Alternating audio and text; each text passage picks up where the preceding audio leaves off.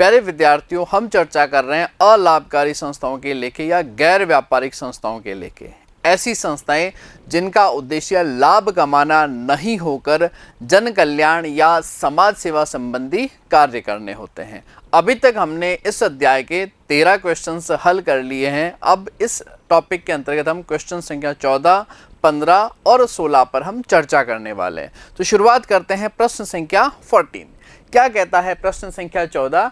Maitreyi sports club का प्राप्ति एवं भुगतान खाता यह दर्शाता है कि 31 मार्च 2018 को समाप्त वर्ष के लिए 31 मार्च 18 को समाप्त वर्ष के लिए चंदे के रूप में प्राप्त राशि 68,500 रुपये। ये टोटल अमाउंट रिसीव्ड दे रखा है 68,500। आगे पूछा गया है अतिरिक्त सूचनाएं। 31 मार्च 2017 को अप्राप्त चंदा 6,500 और 31 मार्च 2017 को अग्रिम प्राप्त चंदा 4,100। देखिए, यह जो इंफॉर्मेशन दी गई है आपको 31 मार्च यानी जो गत वर्ष समाप्त हुआ था उस तिथि को अप्राप्त चंदा जो बकाया था, यानी जो पिछला वर्ष समाप्त हुआ उस समय चंदा बकाया, तो वो पिछले वर्ष की इनकम है, इस वर्ष के आय व्यय खाते में नहीं आएगा। अब बात करते हैं 31 मार्च 17 को अग्रिम प्राप्त चंदा, यानी जो गत वर्ष की सब्सक्रिप्शन है उसके अंतर्गत हमें 4,100 रुपये जो है एडवांस में प्राप्त हो रखा है, अग्रिम प्राप्त हो रखा है। गत वर्ष में प्राप्त हुआ, यह इस वर्ष की इनकम में शामिल किया जाएगा क्योंकि गत वर्ष में अग्रिम प्राप्त किया गया था, लेकिन यह करंट ईयर से संबंधित है। अगला क्या दे रखा है सूचना? 31 मार्च 2018 यानी करंट ईयर के एंड में अप्राप्त चंदा, जब वर्ष समाप्त हुआ उस दिन चंदा बकाया है 5,400। तो कौन सा वर्ष? 31 मार्च 2018 यानी करंट ईयर। और करंट ईयर की जो बकाया इनकम है, चाहे आय प्राप्त है या नहीं, आय व्यय खाता उपार्जन अवधारणा पर बनता है और उपार्जन अवधारणा करंट ईयर की सभी आय और व्ययों को लेता है, चाहे उनके लिए राशि प्राप्त की गई हो, भुगतान की गई हो अथवा बकाया। यानी ये 5,400 जो है लिया जाएगा। 31 मार्च 2018 यानी करंट ईयर के एंड में अग्रिम प्राप्त चंदा जो दे रखा है 2,500। करंट ईयर समाप्त हुआ उस दिन अग्रिम, यानी वो अगले वर्ष से संबंधित है, इसे करंट ईयर की आय में शामिल नहीं किया जाएगा। आगे प्रश्न में लिखा है 31 मार्च 2018 को मैत्रेयी क्लब के अंतिम खाते फाइनल अकाउंट्स यानी आय व्यय खाता और जो बैलेंस शीट्स बनने वाली है उसके अंतर्गत सूचनाएं किस प्रकार प्रदर्शित होगी। देखिए, यहां अपने को प्राप्त राशि दे रखी है 68,500 रुपए। ये टोटल करंट ईयर में जितना रुपया प्राप्त हुआ है वह दिया गया है, हमें इससे किस में कन्वर्ट करना है, इस करंट ईयर की इनकम क्या है। तो पहला पॉइंट है 31 मार्च को अप्राप्त लास्ट ईयर का जो चंदा बकाया है वो इस वर्ष प्राप्त हो रहा है, लेकिन इस वर्ष की इनकम नहीं है, इसलिए इस 6,500 रुपए की राशि को घटा दिया जाएगा। फिर लिखा है 31 मार्च 17 को अग्रिम प्राप्त चंदा, गत वर्ष अग्रिम प्राप्त किया, यानी ये करंट ईयर की इनकम है, इसे हम जोड़ देंगे। 31 मार्च 2018 को अप्राप्त, करंट ईयर में चंदा बकाया लेकिन है तो करंट ईयर का, इसे इनकम में शामिल किया जाएगा। और 31 मार्च 2018 को अग्रिम प्राप्त चंदा, करंट ईयर में अग्रिम प्राप्त किया है, रिलेटेड टू नेक्स्ट ईयर, अगले वर्ष का है, इसे घटा दिया जाएगा। ये समायोजन अपने को करना है। किस प्रकार से? देखिए, सबसे पहले सब्सक्रिप्शन जो अपने को प्राप्त हुआ है 68,500 रुपए हम यहां पर लिखने वाले हैं। कितना लिखेंगे? 68,500। एक बात याद रख लीजिए, करंट ईयर का बकाया जोड़ा जाएगा, यानी 31 मार्च 2018 का बकाया 5,400 रुपए जोड़ा जाएगा। ये बात आप ध्यान में रख लीजिए। तो गत वर्ष का जो क्लोजिंग बकाया है उसको क्या करेंगे? घटा देंगे। गत वर्ष का क्लोजिंग क्या दे रखा है अपने को, बकाया 6,500, इसको घटा दिया जाएगा।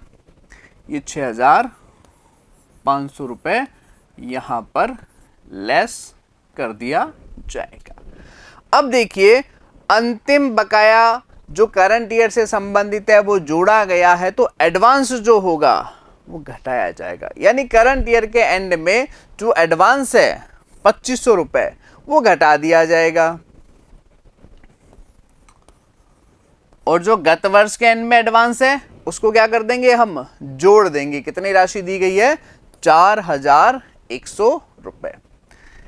ये आप इस प्रकार से समायोजन जो है यहाँ पर प्रदर्शित करेंगे, और इनका जो सम होगा, जो टोटल होगा, वो आपका बाहर जो है हस्तांतरित कर दिया जाएगा। तो 5 और 4 एक 9,500, 78,000 में से आपको क्या घटाना होता है, यहाँ पर 9,000 रुपया जो है लेस करना है। आंसर जो आएगा इसका वो आ जाएगा 69,000। कभी भी आप प्राप्ति एवं भुगतान खाते की राशि को कभी भी आप आय व्यय खाते में कन्वर्ट करना है, बस एक बात याद रख लीजिए, क्या करना है, चालू वर्ष के बकाया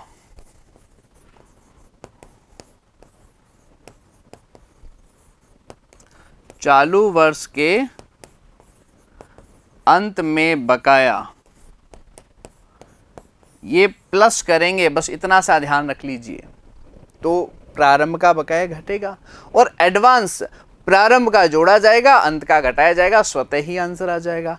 अब हम इसे बैलेंस शीट में किस प्रकार दर्शाएंगे, देखिए कोई भी इनकम यदि बकाया है तो वो आपके व्यापार की संपत्ति है। तो यहां पर बकाया क्या दे रखा है, देखो लेखा वर्ष करंट ईयर में बकाया दे रखा है आपको 5400 रुपए, और लास्ट ईयर में बकाया दे रखा है 6,500। दोनों ही संपत्ति है, लास्ट ईयर की संपत्ति में लिख देंगे 6,500 और करंट ईयर में लिख देंगे 5400 रुपए। किस प्रकार से, ये लास्ट ईयर की दे रखी है, इसमें आ जाएगा 6,500 और करंट ईयर में आ जाएगा आपका 5,400। और इनकम अगर आपने एडवांस प्राप्त कर ली है तो दायित्व होता है, उन्हें दायित्व पक्ष में लिखा जाएगा। अब जो लास्ट ईयर एडवांस प्राप्त की थी आपने 4100 रुपए, वो लास्ट ईयर के बैलेंस शीट में, करंट ईयर में जो एडवांस प्राप्त की है वो करंट ईयर की बैलेंस शीट में लिख देंगे। किस प्रकार, 4,100 और 2,500 रुपए। ये इस प्रकार से आपको तैयार करना है कि इनकम यदि बकाया है तो असेट्स में आएगी, एडवांस है तो उसे दायित्व पक्ष में दर्शाया जाएगा। चले अगले प्रश्न पर।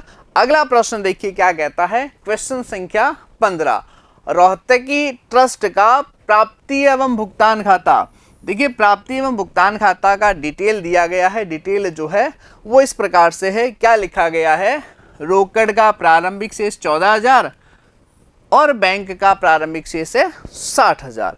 इसके अतिरिक्त चंदा जो प्राप्त किया गया है 91,000, उसके अंतर्गत क्या है, 5,000 पिछले वर्ष के, 83,000 करंट ईयर के, और 3,000 जो है अगले वर्ष के प्राप्त हुए हैं।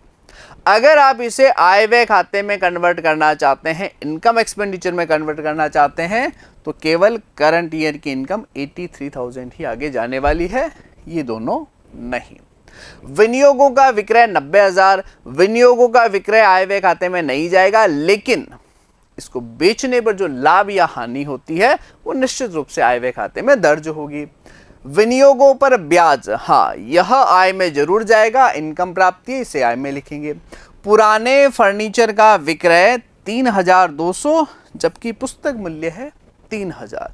ये जो 200 रुपए का लाभ है इसे भी हमें इनकम पक्ष में दर्ज करना है। इसके अलावा किराया, वेतन, डाक, बिजली व्यय, ये चारों के चारों क्या है, खर्च है। आय व्यय खाते के डेबिट पक्ष में इन राशियों को दर्ज किया जाएगा। इसके अलावा फर्नीचर का क्रय, पुस्तकें, रक्षा बॉन्ड, तीनों की तीनों क्या है, संपत्तियां हैं, असेट्स में दर्ज करेंगे। विद्यार्थियों की जो मदद है ये अपन कहाँ लिख देंगे, एक्सपेंडिचर में दर्ज कर देंगे। यानी ये जो मैंने आपको टिक किया, एक तो सब्सक्रिप्शन का, उसके अलावा इस पर जो भी लाभ और हानि है, विनियोगों पर ब्याज है, ये तो जाएंगे इनकम में, और ये 1, 2, 3, 4 और 5 मदे जाएगी आपकी एक्सपेंडिचर में। इसके अलावा क्या इंफॉर्मेशन दे रखी है अपने को, यह लिखा है कि वर्ष 31 मार्च 2018 को समाप्त वर्ष के लिए आय व्यय खाता तैयार करें और निम्न समायोजनों के पश्चात में तुलन पत्र यानी कि बैलेंस शीट तैयार करें।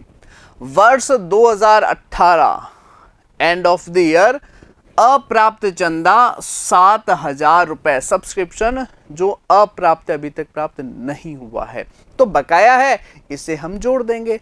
रक्षा बॉन्ड पर 7,000 रुपए ब्याज अप्राप्य अभी तक प्राप्त नहीं हुआ है, यह भी इनकम बकाया है, इनकम में भी जोड़ेंगे और बैलेंस शीट की एसेट्स में भी जाएगी। 1,000 रुपए किराया बकाया है तो खर्चा बकाया किराए के अंतर्गत यह राशि जोड़ देंगे। आगे लिखता है विक्रय किए गए विनियोगों का पुस्तक मूल्य 80,000 रुपए है, जबकि बेचा कितने में, अपने ने बेचा है हमने 90,000 में, तो जो 10,000 का अंतर आ रहा है इन्वेस्टमेंट पर वो क्या आ जाएगा, लाभ, profit on sale of investment. कहां लिखा जाएगा, इनकम पक्ष में इस राशि को दर्ज किया जाएगा। इसके अलावा इंफॉर्मेशन दे रखी है विनियोग जो बेचे गए पुस्तक मूल्य 80,000 और 30,000 रुपए के विनियोग अभी बाकी है। क्या से हुआ, 80,000 के पुस्तक मूल्य के बेच दिए, 30,000 के अभी भी बाकी है, यानी लेखा वर्ष के प्रारंभ में 1,10,000 रुपए के विनियोग थे और वर्ष की समाप्ति पर विनियोगों का जो बैलेंस है वो 30,000 रुपए है। तो बैलेंस शीट जो प्रारंभिक बनेगी उसमें तो आएगा 1,10,000 इन्वेस्टमेंट और जो अंतिम बनेगी उसमें आ जाएगा 30,000 रुपए। 17-18 यानी करंट ईयर के प्राप्त चंदे में 400 रुपए आजीवन सदस्यता से प्राप्त राशि शामिल है, तो यह आपकी सब्सक्रिप्शन में शामिल है, तो इस राशि को घटाया जाएगा, वहां से कहां लिखा जाएगा, दायित्व पक्ष में। और 1 अप्रैल 2017 यानी वर्ष के प्रारंभ में फर्नीचर का मूल्य कितना दिया गया है, 12,000, इसमें से कितना बेच रहे हो, 3,000 की पुस्तक मूल्य वाला 3,200 रुपए में, तो फर्नीचर का क्लोजिंग बैलेंस 9,000 रुपए रहने वाला है। 18-19 यानी नेक्स्ट ईयर के लिए वेतन का भुगतान, यह वेतन की चुकाई की राशि में से क्या कर दोगे, घटा दोगे। वेतन कितना है, 12,000, इसमें से क्या करेंगे, 2,000 रुपए हम वहां से लेस कर देंगे। अब हम इसे कन्वर्ट करने वाले हैं इनकम एंड एक्सपेंडिचर अकाउंट। यहां से शुरू करते हैं। सबसे पहले वेतन जो आपको दिया गया है 6,000 रुपए, ये अपन यहां पर दर्ज कर देते हैं, रेंट 6,000। अब रेंट के संदर्भ में क्या समायोजन दिए गए हैं, तो देखिए किराए के बारे में स्पष्ट रूप से आपको इंफॉर्मेशन थी कि 1,000 रुपए किराया बकाया है, तो बकाया है तो क्या हुआ है, तो करंट ईयर की इनकम, खर्च एक्सपेंडिचर से, तो उसे हम प्लस करते हुए लिखेंगे। तो 1,000 रुपए जो है इस आउटस्टैंडिंग में जोड़ा जाएगा और अमाउंट में आ जाएगा आपका 7,000 रुपए। कितना आ जाएगा, रेंट 7,000। नेक्स्ट समायोजन क्या दिया गया है अपने को, वेतन 12,000, लेकिन वेतन में क्या कहा था, 2,000 रुपए जो है अगले वर्ष से संबंधित है, तो इस 12,000 में से 2,000 रुपए क्या कर दिया जाएगा, घटा दिया जाएगा, लेस कर दिया जाएगा।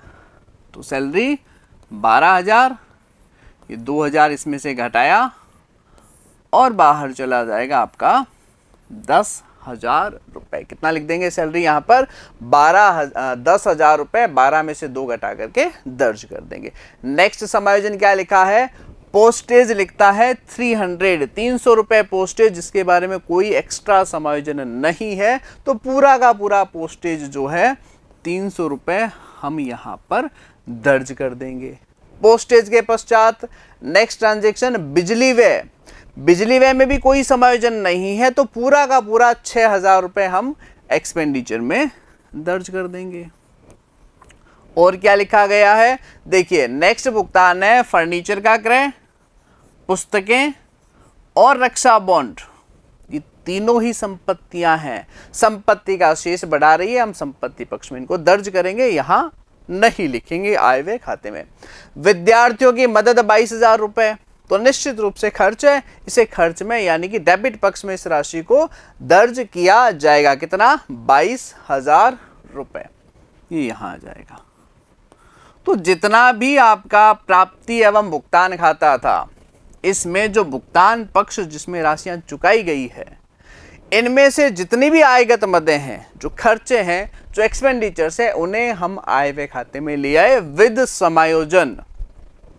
अब इनकम की बात करते हैं। तो ये जो आपका कैश और बैंक है, ये संपत्ति है, पूंजीगत मदें हैं, संपत्ति पक्ष में जाएगी, आय व्यय खाते में नहीं। सब्सक्रिप्शन जो 3 वर्षों का चंदा प्राप्त कर रखा है, हमें तो सिर्फ और सिर्फ करंट ईयर का लेना है 83,000, 83,000। लेकिन 83,000 में समायोजन क्या क्या दिए गए हैं?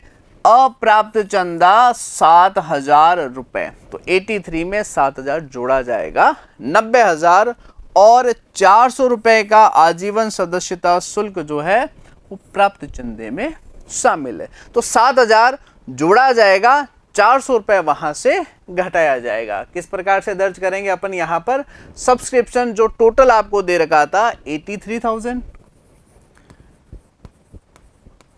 इसके अंतर्गत 7,000 जो बकाया राशि है जोड़ दिया, 90,000 और 400 रुपए जो लाइफ टाइम मेंबरशिप फीस है वो यहां से घटा देंगे, यही आ जाएगा 89,600, 89,600 रुपए।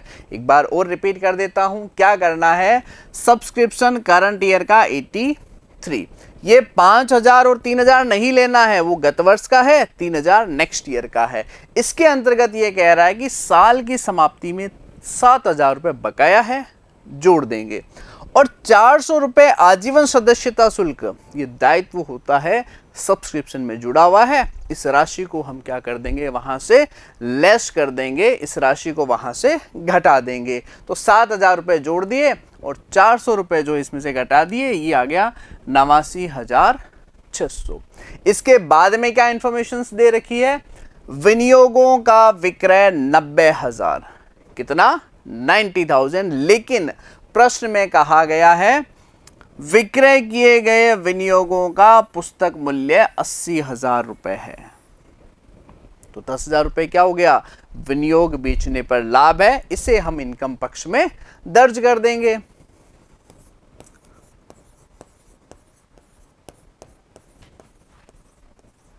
ये आ जाएगा आपका 80,000 रुपए।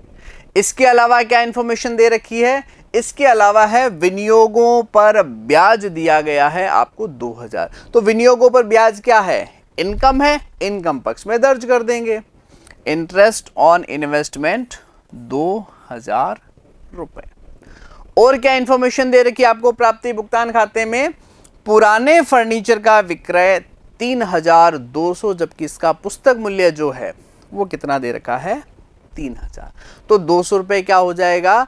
इनको बेचने पर लाभ। तो profit on sale of furniture,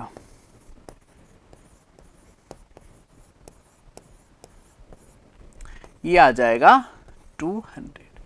अब देखिए, ये जो आपका प्राप्ति एवं भुगतान खाता है, इसमें ऐसी कोई मद नहीं बची है जो आय व्यय खाते में हस्तांतरित की जा सकती थी और हमने नहीं की है।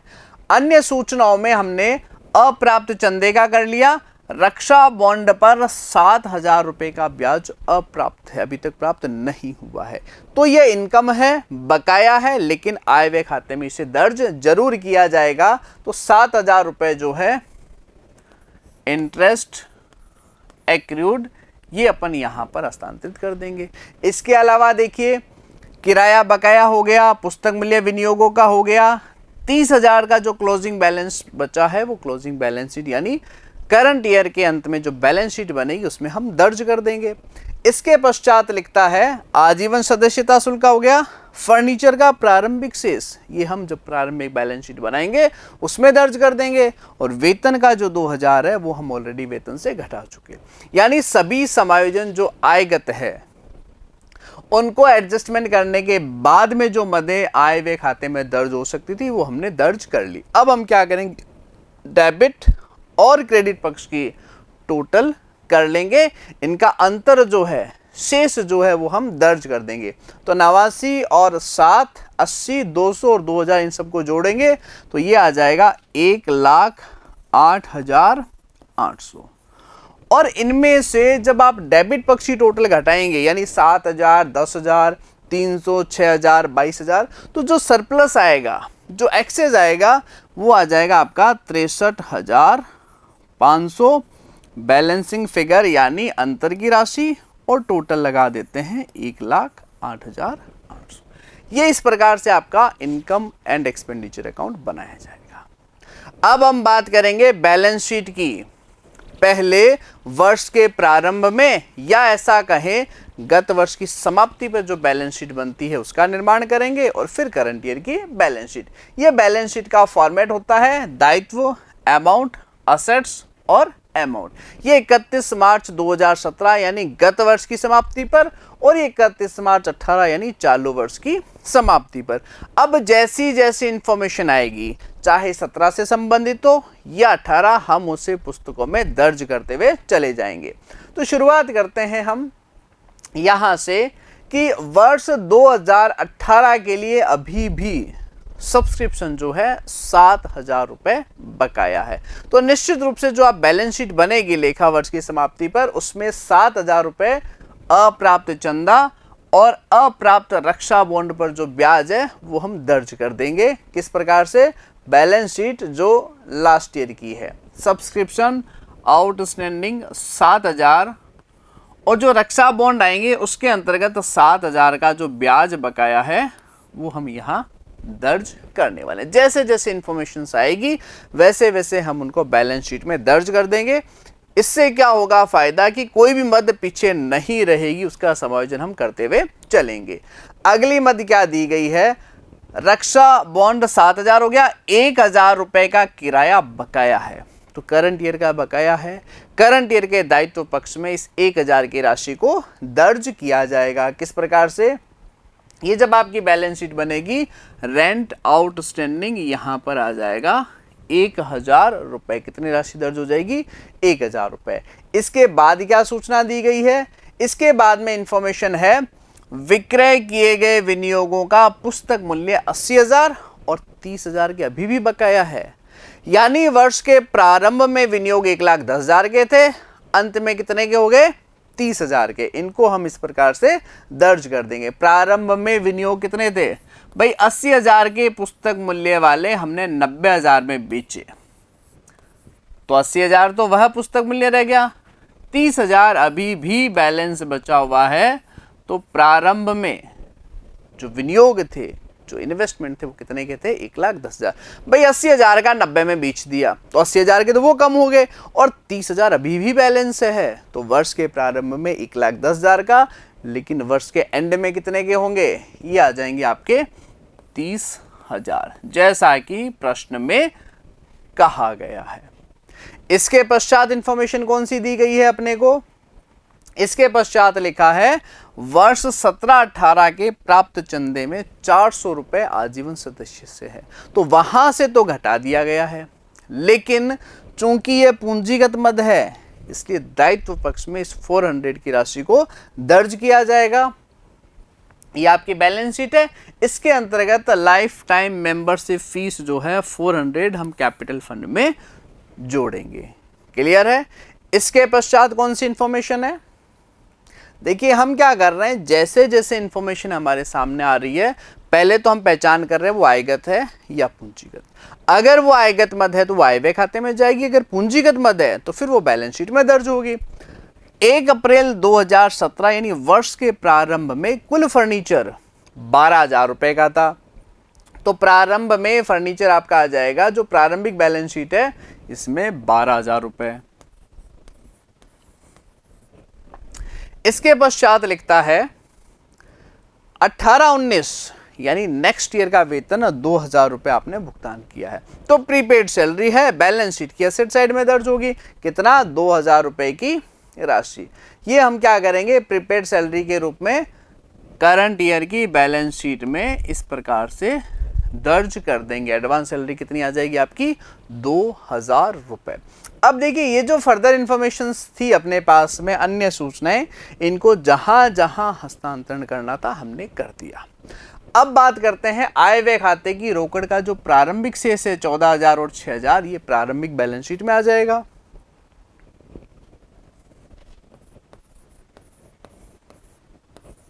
$14,000 और 6,000, ये आपका आ गया 14,000 और 6,000।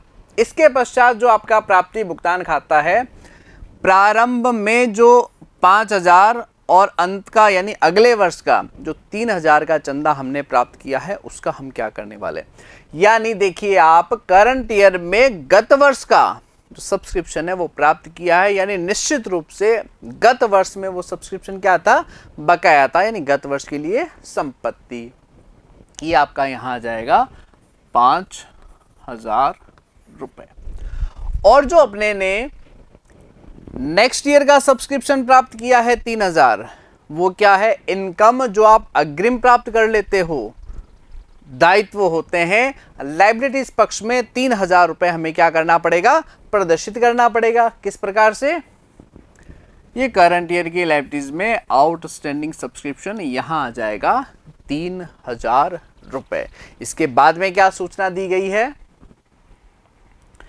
विनियोगों का विक्रय 90,000, लेकिन इसका पुस्तक मूल्य कितना था, 80,000। विनियोग अपने ने ऑलरेडी दर्ज कर लिए हैं। विनियोगों पर प्राप्त ब्याज इनकम पक्ष में चला गया है। फर्नीचर का विक्रय जिसका पुस्तक मूल्य 3,000 है, तो प्रारंभिक हमने 12,000 लिखा था, 3,000 का बेच दिया, पीछे कितना बचा 9,000। लेकिन यहां पर फर्नीचर और खरीदा गया है 20,000 का, तो कितना बच जाएगा फर्नीचर, ये सारा हमें समायोजन करके लिखना है। 29,000 रुपए फर्नीचर आ जाएगा। किस प्रकार, देखिए फर्नीचर था 12,000 फर्नीचर वापस आगे लेंगे।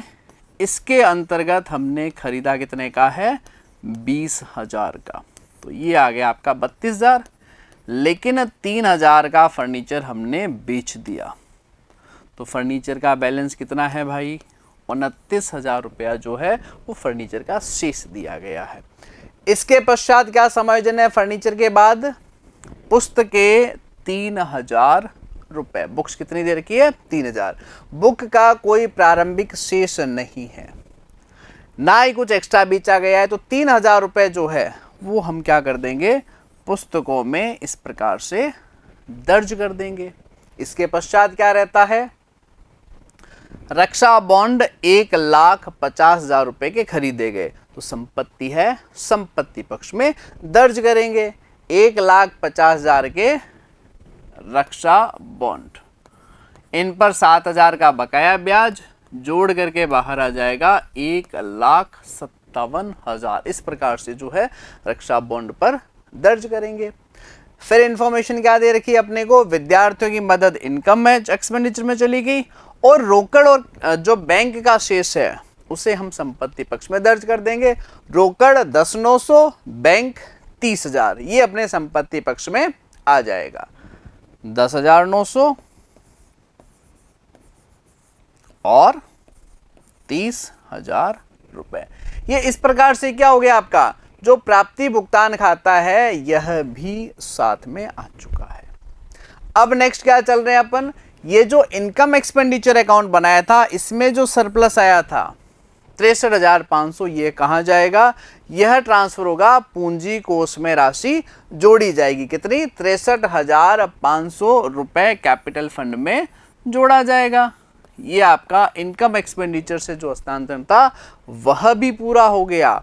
और जो प्रारंभिक बैलेंस शीट है इसका हम अंतर निकालेंगे, कैपिटल फंड, वो भी आपकी अंतिम बैलेंस शीट में हस्तांतरित होती है। किस प्रकार, टोटल कर लेंगे 5, 1,10,000, 12,000, 14,000 और 6,000 की ये जो टोटल है कैश एट बैंक जो आपको दे रखा है 60,000 रुपए जो है, इसकी टोटल अपन कर देंगे। कुल योग जो यहां पर निकल करके आने वाला है वो है 2,01,000। चूंकि यहां पर कोई मद नहीं है तो यही अंतर से आ जाएगा आपका कैपिटल फंड, और ये क्या आ जाएगी आपकी प्रारंभिक बैलेंस शीट। प्रारंभिक बैलेंस शीट में अंतर क्या आ गया आपका, प्रारंभिक पूंजी यानी कि कैपिटल फंड। इस कैपिटल फंड का हस्तांतरण कहाँ करते हो? जो अंतिम बैलेंस शीट बनेगी, जो क्लोजिंग बैलेंस शीट बनेगी चालू वर्ष के अंत में, उसमें इस राशि का हस्तांतरण होता है। तो 2,01,000 रुपये जो है यहाँ पर हस्तांतरित हो जाएगा। तो 2,01,000 में 63,500 और जो 400 रुपये आप जोड़ोगे तो जो टोटल पूंजी है वो आ जाएगी आपकी 2,64,900। और तत्पश्चात अपन क्या करेंगे? बैलेंस शीट टोटल लगा देंगे, ये आ जाएगी 2,68,900। कई बार एग्जाम में वन लाइनर प्रश्न भी पूछा जाता है कि ये जो ओपनिंग बैलेंस शीट है ये बनाई क्यों जाती है, या प्रश्न यह भी पूछा जा सकता है कि प्रारंभिक पूंजी कोष की गणना के लिए क्या तैयार किया जाता है? तो प्रारंभिक बैलेंस शीट तैयार की जाती है। प्रारंभिक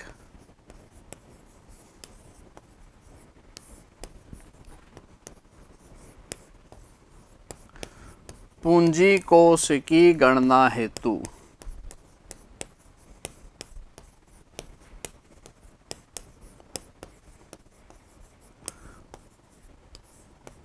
प्रारंभिक चिट्ठा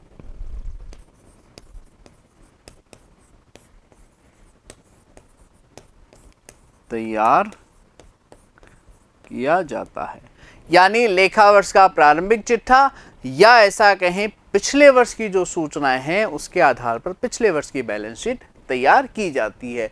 तो इस प्रकार से आपका इनकम एंड एक्सपेंडिचर अकाउंट जो कि बनाया जाता है सरप्लस या डेफिसिट की गणना के लिए, ये बन गया प्रारंभिक पूंजी कोष जो बनाया जाता है प्रारंभिक पूंजी कोष की गणना के लिए। और ये व्यापार में जो अलाभकारी संस्थाएं हैं उनके अंतर्गत संपत्ति और दायित्व किस प्रकार से होंगे, उनकी गणना हो जाएगी। क्लियर है ये प्रश्न? चले अगले प्रश्न की तरफ। नेक्स्ट क्वेश्चन जो है वो इस प्रकार से है, 31 मार्च 2018 को समाप्त हुए वर्ष के लिए प्राप्ति भुगतान खाता और दिल्ली चैरिटेबल ट्रस्ट की रोकड़ पुस्तक से बनाया गया, यानी एक तो आपको रिसिप्शन पेमेंट अकाउंट दे रखा है, फिर लिखता है 31 मार्च 18 को समाप्त वर्ष के लिए आय व्यय खाता और तुलन पत्र यानी कि बैलेंस शीट तैयार की जाए। सेम ही सिचुएशन है, प्राप्ति भुगतान खाता दिया गया है, अपने को किस में कन्वर्ट करना है? आय व्यय खाता और बैलेंस शीट में कन्वर्ट करना है। यह निर्णय हुआ कि दान में प्राप्त राशि का 1/3 हिस्सा आय माना जाए, तो बाकी का 2/3 क्या माना जाएगा? शेष 2/3 पूंजीगत। भाई स्पष्ट सूचना दी गई है ना कि 1/3 हिस्सा आय माना जाए, तो 2/3 हिस्सा हम क्या मानेंगे? पूंजीगत। 3 महीने के बीमा प्रीमियम का अग्रिम भुगतान किया हुआ है, जितना भी इंश्योरेंस है वो क्या है? 3 महीने का एडवांस है, यानी टोटल 15 महीने का है। हमें इनकम एक्सपेंडिचर में केवल 12 महीने का शामिल करना होता है, 3 महीने का वहां से लेस होगा और बैलेंस शीट में दर्ज होगा। फिर लिखा है विनियोगों पर अर्जित ब्याज जो है वो 1100 रुपये है। अर्जित ब्याज कितना दे रखा है? 1,100 रुपये। तो अर्जित ब्याज का क्या करेंगे? इनकम बकाया है, जोड़ी जाएगी। बैलेंस शीट में कहाँ जाएगी? आय बकाया संपत्ति होती है। किराया 600 रुपये, वेतन 900 रुपये, विज्ञापन व्यय 1,000 बकाया है।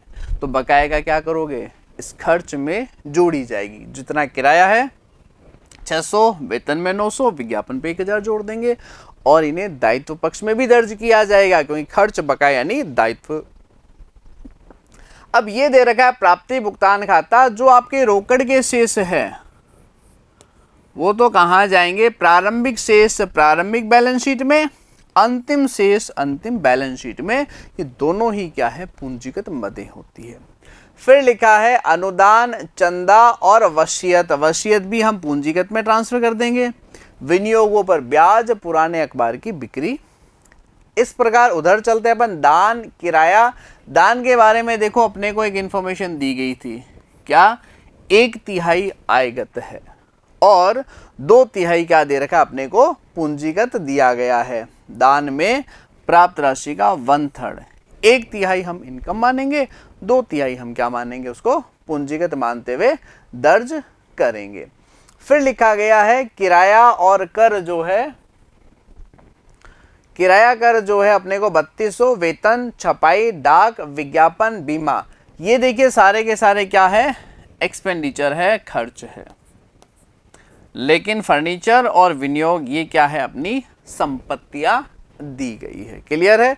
देखिए दान की जगह यहां पर अनुदान शब्द का प्रयोग किया गया है। अनुदान में प्राप्त राशि, क्योंकि इनकम की बात कर रहा है तो यानी अनुदान की बात कर रहा है। 1/3 जो है अपने को आय का हिस्सा मानना है 3000, बाकी जो अपने कहा जाएगा बैलेंस शीट में दर्ज करेंगे। अब अपने को क्या करना है, इससे इनकम एक्सपेंडिचर बनाना है और बैलेंस शीट में क्या करना है, उस राशि को दर्ज करना है। सबसे पहले अपन शुरुआत करते हैं, रोकड़ शेष आएगा नहीं, इसका 1/3 अपन क्या कर देंगे इनकम में और 2/3 कहाँ चला जाएगा आपका बैलेंस शीट में। या फिर जैसे जैसे जो मद आ रही है उसे वहां आप हस्तांतरित भी कर सकते हो। जैसे रोकड़ का प्रारंभिक शेष 11,500, 12,600, ये प्रारंभिक बैलेंस शीट में जाएगी। ये क्या आ जाएगा अपना रोकड़ का प्रारंभिक शेष 11,500 और 12,600, ये रोकड़ का प्रारंभिक शेष जो है हम इस प्रकार से प्रारंभिक बैलेंस शीट में लिख सकते हैं। अगली मद क्या दी गई है, अनुदान 9,000, अनुदान के बारे में बात कर रहा है। 1/3 यानी जो 3,000 रुपए है वो तो क्या आ जाएगी इनकम, 6,000 रुपए पूंजीगत मान लेंगे। डोनेशन अनुदान 1/3 आपका आ जाएगा 3,000 और 2/3 अपन क्या कर देंगे, इसे पूंजीगत मानते हुए यहां लिख देंगे। कितना आ जाएगा 6,000 रुपए। इसके पश्चात क्या इंफॉर्मेशन दे रखी है उस पर चलते हैं।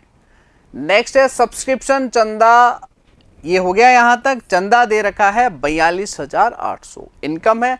अगर चंदे के संदर्भ में कोई राशि बकाया है, बिल्कुल नहीं दे रखी है, चंदा पूरा का पूरा 42,800 इनकम पक्ष में अपने दर्ज कर दिया जाएगा। कितना दे रखा था 42,800 रुपए। नेक्स्ट मद क्या दी गई है, वसीयत लेगेसी, ये कहां जाएगी, पूंजीगत मद है, दायित्व पक्ष में इसे दर्ज करेंगे। ये लेगेसी आपकी आ जाएगी 18,000 रुपए। क्लियर है। अगली मद क्या दी गई है, नेक्स्ट मद दे रखा है विनियोगों पर ब्याज 4,500। क्या कुछ बकाया है, बिल्कुल है। विनियोगों पर 1,100 रुपए का ब्याज जो है अर्जित हुआ है, प्राप्त नहीं, तो 4500 में 1,100 रुपए हम जोड़ करके दर्ज करेंगे। 4500, 1,100, 5,600 जो है आपका इस प्रकार से दर्ज कर देंगे। और ये जो एक्रूड इंटरेस्ट है, जो इंटरेस्ट बकाया है, आय बकाया, ये कहां जाएगा, संपत्ति पक्ष में भी इस राशि को दर्ज हम करेंगे। ये एक्रूड इंटरेस्ट कितना बकाया है 1,100 रुपए। नेक्स्ट इंफॉर्मेशन क्या दे रखी है अपने को, पुराने समाचार की बिक्री सीधा इनकम है, इनकम पक्ष में इसे 200 अपन दर्ज कर देंगे। ये 200 रुपये जो है यहां पर दर्ज कर दिया गया है। देखिए एक एक मद ले ली, इनमें से जो पूंजीगत थी, जैसे कि जहां मैंने स्टार किया है रोकड़, बैंक और वसीयत, ये तीनों की तीनों पूंजीगत मदें थी, संपत्ति पक्ष में या फिर जो दायित्व पक्ष में उनका हस्तांतरण कर दिया गया है। और अनुदान के संदर्भ में क्या था, 1/3 कुछ आयगत था और कुछ पूंजीगत था, उसके हिसाब से हस्तांतरण कर दिया।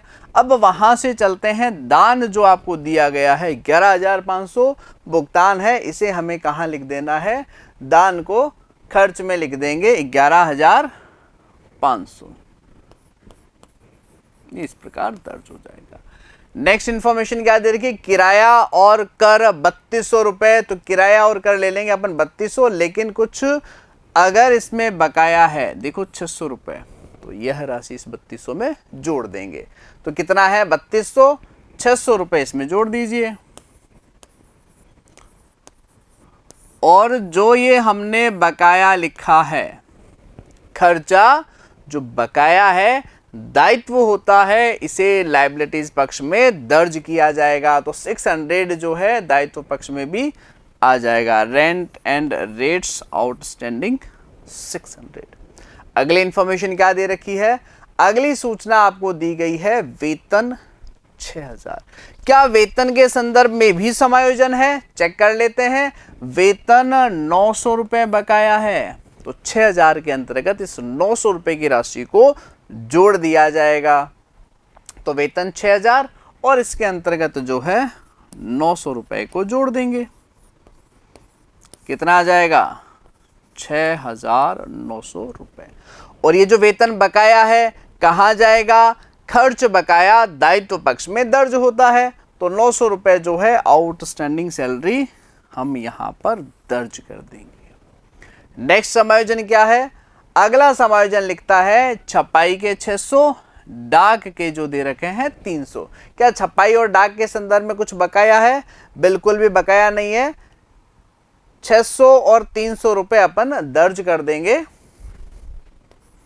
ये लीजिए 600 और 300। अब देखिए नेक्स्ट समायोजन क्या लिखा है? विज्ञापन 4500, लेकिन विज्ञापन के संदर्भ में समायोजन भी है। कहां? 3 महीने के बीमा प्रीमियम का अग्रिम भुगतान किया हुआ है, तो इस 3 महीने की राशि को वहां से हम घटा देंगे। कितना दे रखा है अपने को विज्ञापन का? ये अमाउंट दे रखी है आपको विज्ञापन की 4500, 3 महीने का यहां से घटाया जाएगा। तो एडवर्टीजमेंट 4500 रुपए, और चूंकि ये अपने को कितने महीने का दे रखा है? 3 महीने का जो है इसमें एडवांस है। इस राशि को हम क्या करेंगे? वहां से हटा देंगे, लेस कर देंगे। कितना आ रखा है विज्ञापन का? अच्छा, विज्ञापन लिख रहे हैं तो आ जाएगा अपना 4500 रुपए, और 4500 रुपए में क्या दे रखा है? विज्ञापन अपने को बकाया लिखा है, तो बकाया जोड़ेंगे। वो जो 15 महीने का है वो बीमा है, विज्ञापन नहीं। विज्ञापन के बारे में तो सूचना दे रखा है ना, विज्ञापन 4500 और विज्ञापन जो है आपका बकाया है 1000, तो ये 1000 की राशि जोड़ी जाएगी। एडवांस जो दिया गया 3 महीने का वो विज्ञापन का नहीं, बीमा का है, तो बीमा में से वह राशि घटा करके दर्ज करेंगे। 3 महीने का कितना है बीमा? 2000। तो 2000 का जो बीमा है यह 15 महीने का है, अपने को इसमें से 3 महीने का घटाना है। 1600 रुपए जो है यहां पर दर्ज हो जाएंगे। क्लियर है यहां तक? देखिए ये जो इंफॉर्मेशन थी अपने ने ले लिया। अब बचता है फर्नीचर, विनियोग, रोकड़ और बैंक शेष। तो क्या फर्नीचर कुछ खरीदा या बेचा है? बिल्कुल भी नहीं। तो फर्नीचर कितना आ जाएगा अपना? 21600। विनियोग जो है वो है 23000।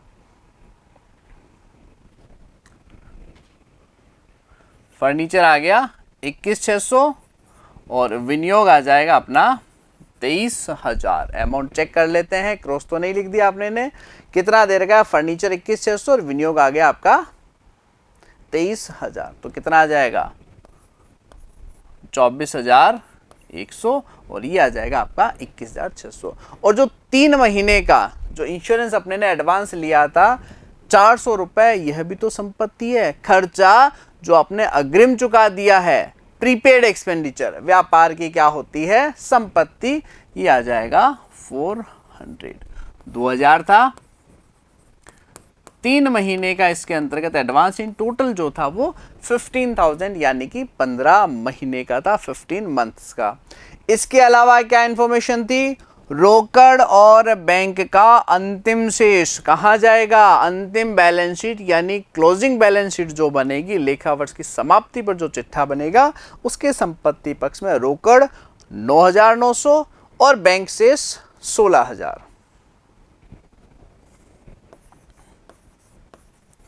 और यहां आ जाएगा आपका बैंक का जो शेष है वो आ जाएगा 16000 रुपए। क्लियर है? अगर और कोई इंफॉर्मेशन बची है चेक कर लेते हैं एक बार। दान के संदर्भ में समायोजन हो गया, इंश्योरेंस प्रीमियम का हो गया, विनियोगों पर ब्याज हो गया। देखिए किराया जो 600 बकाया है, वेतन जो 900 बकाया है, विज्ञापन वे जो 1000 बकाया, तीनों दायित्व पक्ष में जाएंगे। 600, 900 और 1000। 600, 900 और 1000 जो यहाँ रहा हुआ है उस राशि को भी हम क्या कर देंगे, दर्ज कर देंगे। तो ये तो हो गया आपका income and expenditure account. Credit पक्ष का टोटल करेंगे 3000, 5600, 42800 और ये जो टोटल आएगी वो आ जाएगी आपकी 51600। 42 और 5 47, 50 और 51600। 51600 में से अपन घटा देंगे ये सारी मदें, तो ये आ जाएगा 21400। कितना आ जाएगा सरप्लस, 21400 रुपए। अब देखिए क्या करना है अपने को, जो नेक्स्ट दे रखी है बैलेंस शीट उसकी टोटल कर देंगे। ये आ जाएगा 110, 24100 और 24100 क्या आ जाएगा अंतर से, कैपिटल फंड, प्रारंभिक पूंजी कोष आ जाएगा 24100।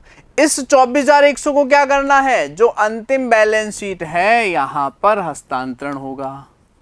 और जो आपने सरप्लस निकाला है कितने का, 21400 का, यह भी इसके अंतर्गत जोड़ा जाएगा। ये यहां जाएगा 21400 रुपए का। इस प्रकार से जो है अपना बैलेंस शीट है वो तैयार हो जाएगा। यहाँ की टोटल कर लेंगे 400, 24100, 21600, 9900, 16000, जो टोटल आएगा वो आ जाएगा 72,000। एक बार टोटल अपन वापस लगा के चेक कर लेंगे। और यहाँ की जो टोटल है 24100, 6000, 18 और 21400, इनकी जो टोटल बाहर आएगी कुल जो पूंजी है वो आ जाएगी 24 और 4 30 और 48, 68, 69, 69,500 रुपए। और 69,500 में आप जोड़ते हो 600 तो 70,100, 72,000 और 1000, ये अपन टोटल जो आ जाएगी वो आ जाएगी 72,000, 72,000 रुपए। ये क्या आ जाएगी अपनी टोटल यहाँ पर दर्ज हो जाएगी। क्लियर है, 69,500 और 4, 70,100, 71 और 1000, ये क्या बन जाएगा अपना बैलेंस शीट। एक बार शॉर्ट में मैं आपको वापस से रिपीट कर देता हूं। करना क्या होता है, प्रश्न में आपको दिया होगा प्राप्ति भुगतान खाता, आपको इसे आयव्यय खाता और पूंजी खाते में दर्ज करना होता है। आयव्यय खाता जो है आपका इनकम एक्सपेंडिचर, उसमें सिर्फ आयगत मदें आएगी और जो पूंजीगत मदें होगी वो इस प्रकार से बैलेंस शीट में दर्ज होगी। अब हम जो है मदें चेक कर लेते हैं। रोकड़, वसीयत, फर्नीचर, विज्ञापन, रोकड़ के प्रारंभिक शेष, ये पूंजीगत मदें हैं, ये बैलेंस शीट में दर्ज होनी है। बाकी जो मदें हैं, दान, किराया, वेतन, छपाई, विज्ञापन, ये सारे के सारे खर्चे हैं। बाकी अनुदान, चंदा, विनियोगों पर ब्याज, ये इनकम है वो क्रेडिट में आ जाएगी। लेकिन इनमें कुछ भी बकाया, जैसे ये बकाया या कुछ एडवांस है, उनका समायोजन किया जाएगा। जैसे यहाँ पर भी इनकम बकाया थी, उनका समायोजन किया जाएगा। और ये जो बकाया और जो एडवांस है, खर्चा बकाया है तो दायित्व में जाएगा, इनकम बकाया है तो संपत्ति पक्ष में दर्ज होगी। इसी प्रकार जो है एडवांस की बात करें तो खर्चा अगर एडवांस है तो संपत्ति में, इनकम जो एडवांस है तो वो आपके दायित्व पक्ष में जाएगी। ये प्रारंभिक सूचनाओं के आधार पर प्रारंभिक बैलेंस शीट, इसका जो कैपिटल फंड है, जो प्रारंभिक पूंजी कोष है, वो आपका यहाँ पर हस्तांतरण होता है। और इसीलिए प्रारंभिक पूंजी कोष याद करने के लिए प्रारंभिक बैलेंस शीट बनाया जाता है। तो अलाभकारी संस्थाओं में फिलहाल के लिए इतना ही। टॉपिक को नेक्स्ट क्लास में आगे बढ़ाएंगे। Thank you very much.